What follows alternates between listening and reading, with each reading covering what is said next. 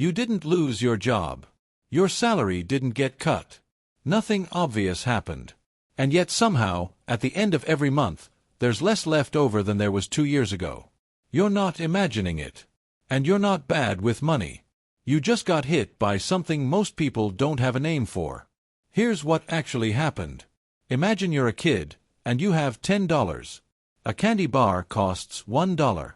Life is good. Now imagine someone prints 10 more dollars and hands them out to everyone on the block. Suddenly, there are $20 chasing the same candy bar. The store owner notices. He raises the price to $2. Your $10 still says 10 on it. But it only buys 5 candy bars now. You just got poorer. Without anyone taking a single thing from you. That's inflation. You already knew that part. Here's the part they don't tell you. Between 2020 and 2022, the United States alone injected roughly $6 trillion into the economy. Not gradually, fast. In response to a pandemic that shut down the world. It was the largest peacetime money expansion in modern history. And for a while, it felt great. Stocks went up. Housing went up. People bought boats. Crypto made teenagers millionaires overnight. Everyone felt rich. The problem with feeling rich is that it tends to be temporary.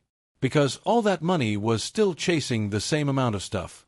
Except now the supply chains were broken. Factories were closed.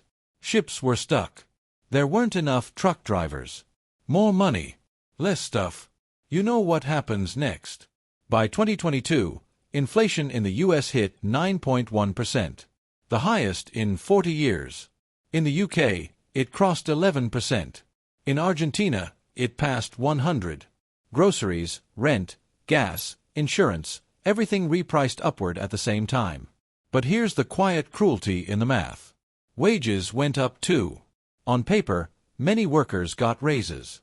But if your salary went up 4% and inflation went up 9%, you didn't get a raise.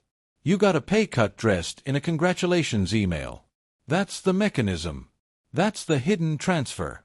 Purchasing power, the actual measure of what your money does in the real world, eroded quietly while the nominal numbers looked fine.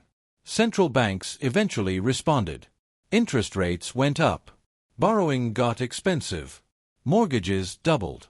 Credit card debt got heavier.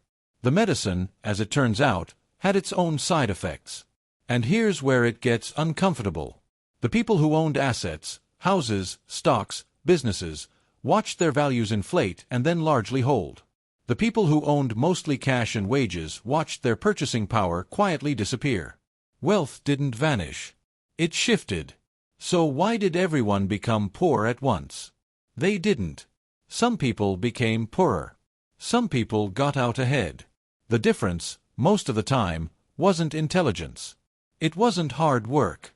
It was which side of the asset line you were already standing on when the printer turned on.